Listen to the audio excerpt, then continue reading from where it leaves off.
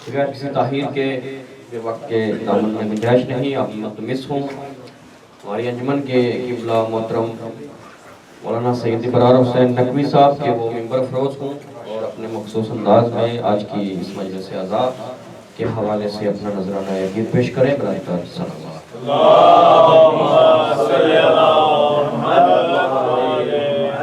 नाराए तकबीर, नाराए तकबीर, नाराए रिसालत, नाराए रिसालत, कुल्ले ईमान, नाराए हैदरी, हैदरी, अज़मते बीबी पाक फातिमा तो ज़हरा सलामुल्लाह बुलंद तर सलावत।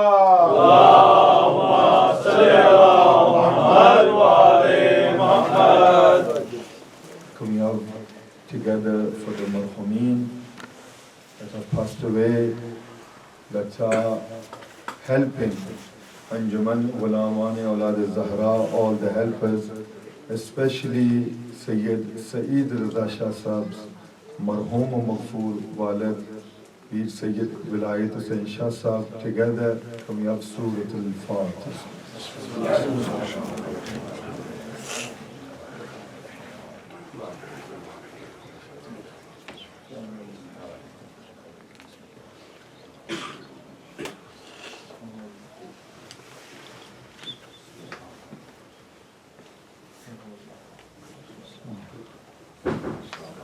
For the acceptance of your du'as together with the loudest of your voices, bulandat salawat.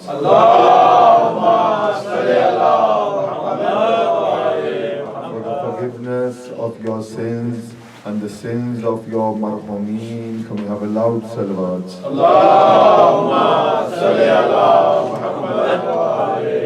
For the Zuhur of Imam Sahib al-Asr wa Zaman, loudest salawat.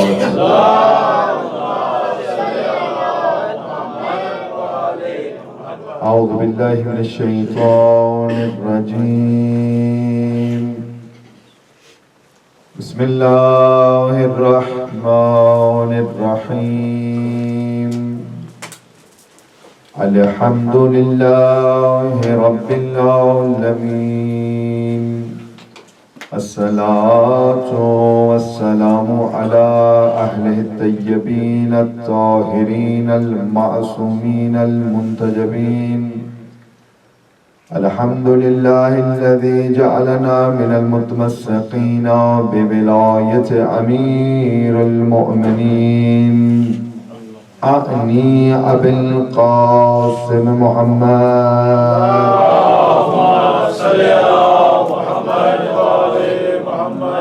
قال رسول الله صلى الله عليه وآله وسلم: فاطمة بضعة مني الصلوات.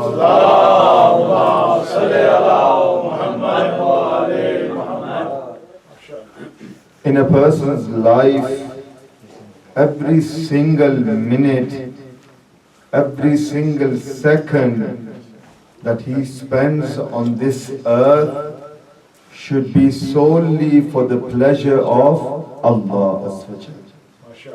This life that we have been given, as I always say, it is a special gift from Allah.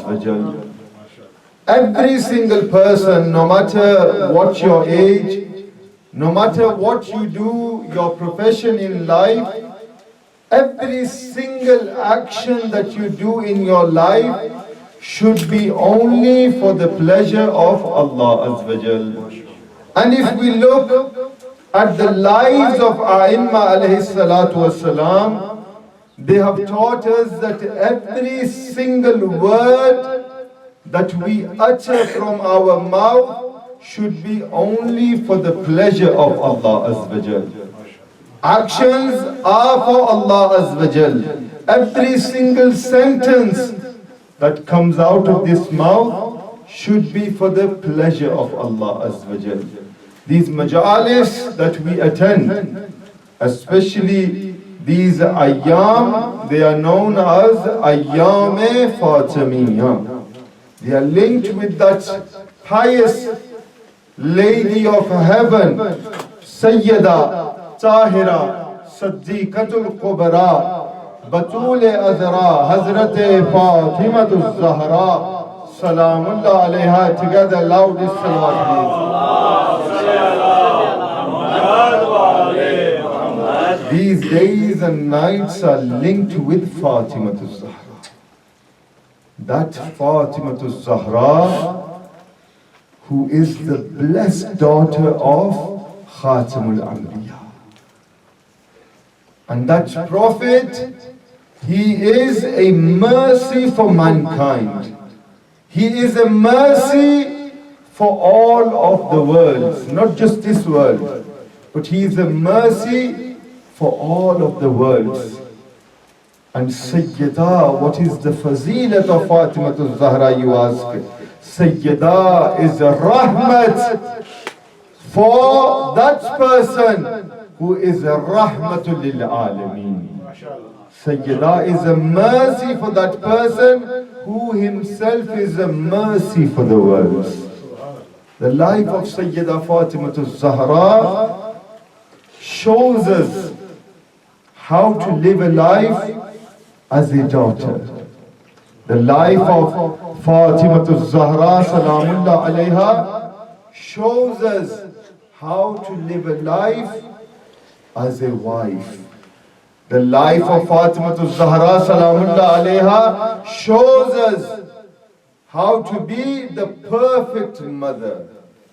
All of these aspects of life we can understand through the life of Fatimiyya Zahra. Sayyida Tahira, Fatimiyya Zahra Salamullah alayha is that holy personality that if a person just takes a little bit of time and tries to understand what Fatimiyya Zahra Salamullah alayha taught us, then he can change his life.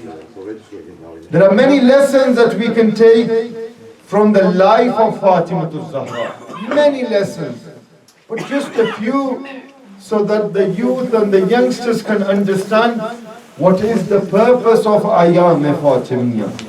The first lesson that we take from the life of Sayyida Fatimiyya Zahra is how to cherish your parents, how to love and respect your parents. Sayyida Salamullah alayha taught us how to treat your parents with the best of manners. The second lesson that we take from the life of Fatimiyya Zahra is to love others the way you want to be loved yourself. These are the teachings of Fatimiyya Zahra. Some people question that she only stayed alive for 18 years or so. How is it that she taught so much? The people are forgetting that Fatimiyya Zahra Salamullah alayha, her life in this dunya was only for around 18 years, but in those 18 years solely she gave her life for Allah for the tabligh of the religion of Islam. Every single action in the life of Fatimiyya Zahra Salamullah alayha was to please Allah. You know, we look at the lives of Ayaam-e-Fatimiyya and people think that, you know, they went through the same stage as we went through. They were young, they got older, they became even older. All of these states in the lives of Ayaam-e-Fatimiyya were to teach us. Many of the Imams at the age of 4 and 5, they were so elegant in their bayan that ulama of that time, they, by speaking the Imams when they spoke, the people knew that these are no ordinary children. What do we get out of that? We are taught that we should teach our children from a very young age. Not to wait until they are at such an age in their life that they can understand But what we should do, we should try to teach them as soon as they begin to speak. These are the lessons from the lives of Ayaam. Imam Jafar was asked in regards to what is the meaning of Zahra. Imam Jafar Sadiq was asked this. What is the meaning of Zahra? The Imam looks at the person and he says that Zahra means that personality who always shines. Yani that personality who always shines to such an extent that their shininess is passed on to other people. Now there are two words that we need to understand here. The first is Munawwar and the second is Munir. Muhammad alayhi salatu wassalam, they are all Munir. Why? Because they are passing the pure light to those people who want to achieve that light. Yani every person who is the ummah of Rasulullah, we are all Munawwar by the lives of Muhammad. Yani our lives can change through the teachings of Muhammad and Muhammad. They are Munir and our lives are Munawwar through their teachings. Not every single person who claims that they will bring people onto the path of Sirat al-Mustaqim. Every person you see in society, our youngsters, they are confused. Because every single maktab that we have, every single schools of thought that we have, every single person claims that we are upon Sirat al-Mustaqim. And our youngsters, they are confused.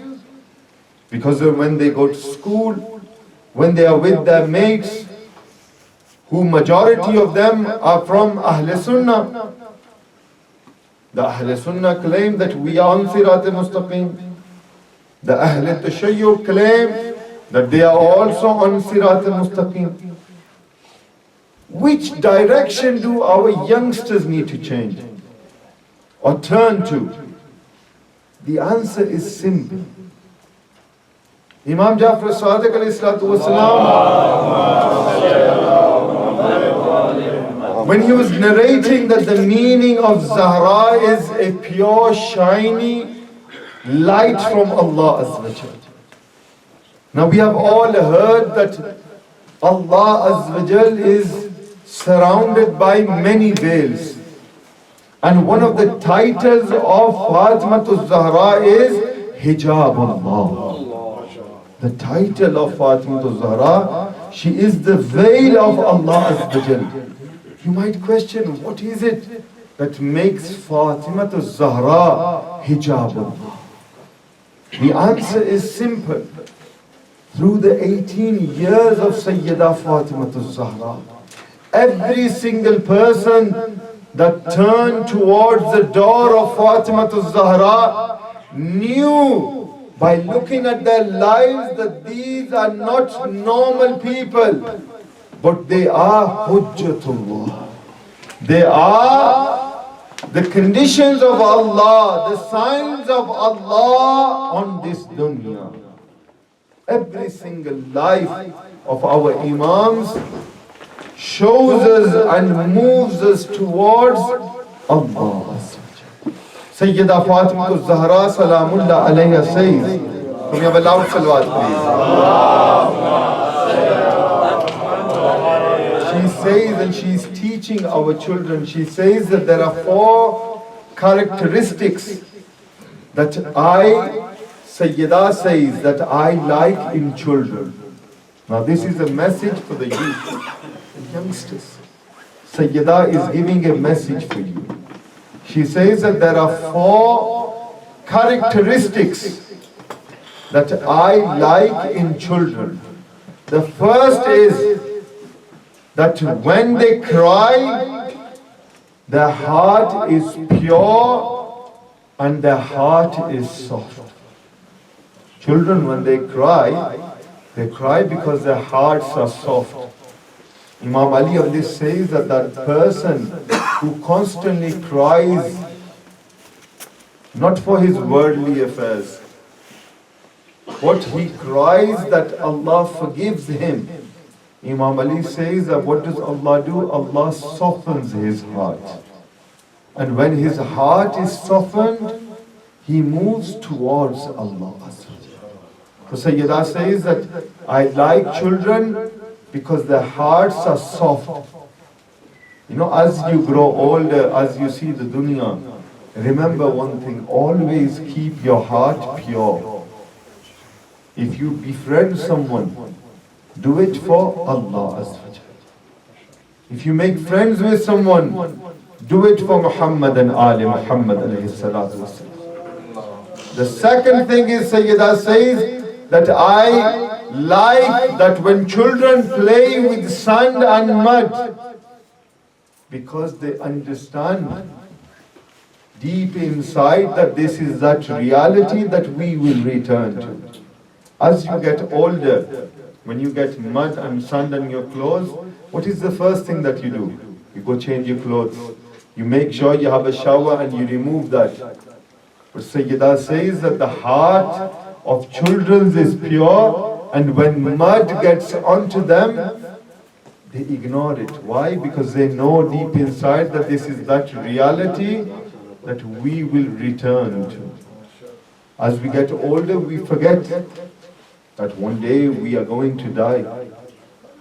Today, we are here in this majlis remembering Muhammad and Ali Muhammad alayhi salatu wasalam with the intention that Allah Azza wa Jal will forgive the father of Sayyid Raza Shah. Why? Because we know that there is no greater wasila, there is no greater intercession than the names of Muhammad and Ali Muhammad. और मोहम्मद वाले मोहम्मद सलावत Allahumma salli ala Muhammad wa ali Muhammad. The third thing, Sayyidah is saying that children, when they break something, they do not cry over that loss. And quickly as they break something, they make something new as well. For example, if a child has a toy and he breaks that toy, he will quickly find something else to use as a toy.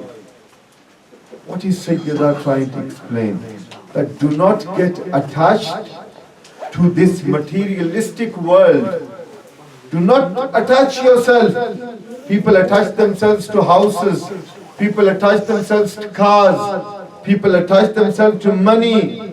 But Sayyidah is saying that children have the characteristic that when they break something, they quickly find something in return and they move on. Life does not stop for anyone. Life is constantly moving. And we as believers of Muhammad and Ali Muhammad need to move with this life. The fourth thing that Sayyidah says, that children do not keep grudges. The problem with most of the elders is that we tie a knot.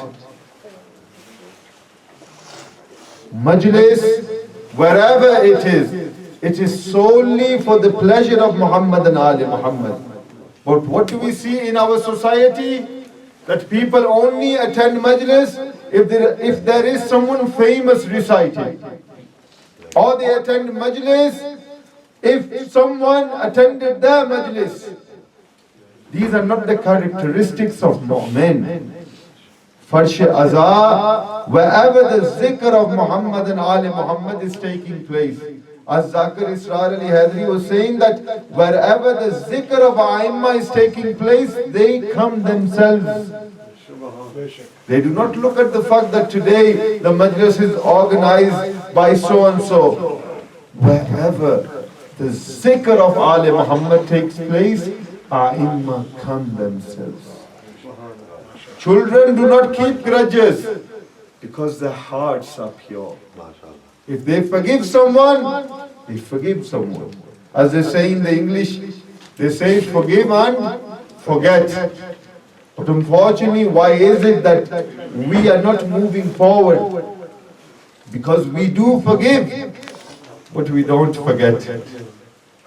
A'immah ﷺ have taught us that if you forgive someone, you forget what they have done before. What is the example that we have? The example is of the life of Hazrat Hur. Look at the life of Hazrat Hur. Which side was Hazrat Hur on? Before Shab Ashur, he was on the side of Yazid. But when he understood the azmat of Ali Muhammad, when he turned towards the door of Zahra, how was he accepted? With open arms. What did he get in return? That blessed rumal that Sayyida used to have, Imam Hussain tied that on the forehead of Hazrat Hur. Don't keep grudges, because if you keep grudges, it moves you away from Allah. If you learn to forgive people, then I must say that when you forgive someone, Allah forgives you. When you forgive and forget, then Allah will forgive and forget your sins. This is our lives. This is how it should be spent. And this is how we should move towards Muhammad and Ali. Life moves quickly. These ayam, the Ayaam-e-Fatimiyya, the ayam of Sayyida Tahira, Fatimatu-Zahra, Salamullah alayha, they are such importance. We should give them like the day of Ashura. Do we ever forget to do the day of Ashura? Do we forget Muharram? What do we get out of doing Muharram? Ask your heart this question. What do you get out of doing Muharram? It moves you closer to your Imam. It gives you an understanding of the lives of A'immah ﷺ. It gives you an understanding of how we should be as Muslims. But the major thing that we get out of commemorating Imam Hussain ﷺ, that it tells people today that who was on haqq and who was on batil. Who was with Allah Azza wa Jal and who was against Allah Azza wa Jal. Ayaam-e-Fatimiyya remind us that we need to know those people who after Rasulullah were with Rasulullah, and who were those people that went against Rasulullah. Ayaam-e-Fatimiyya remind us what is the azmat of Fatimah. Only if Muslims had not forgotten what is the azmat of Fatimah Zahra, they wouldn't have come to the house of Fatimah. Only if Muslims had remembered what the Prophet had said in regards to Fatimah Zahra, then they wouldn't have turned up at the door of Fatimah Zahra. For a second, think of yourself as being in Medina in the time of Rasulullah sallallahu alayhi wa sallam. What did the Prophet teach his companions? You know, there is sometimes when you tell someone regarding the azmat of someone, I can sit here and tell you the azmat of many of Saadat and Ghair Saadat that have done so many good deeds. But when I practically show you, for example, if someone walks in, I stand up for them, you will understand that this person who, for if Maulana is standing, then he must have something very important. In Islam, the most important thing that a person possesses is taqwa. Not how rich he is, but how much taqwa he has. The Prophet of Islam practically taught his companions, whenever Sayyidah would walk in, the Prophet would stand up for Fatima Zahra. And he would look at his companions and he would say, "Oh my companions, remember she is Fatima Zahra." And he would stand up for her and he would not sit down until Fatima Zahra sits down.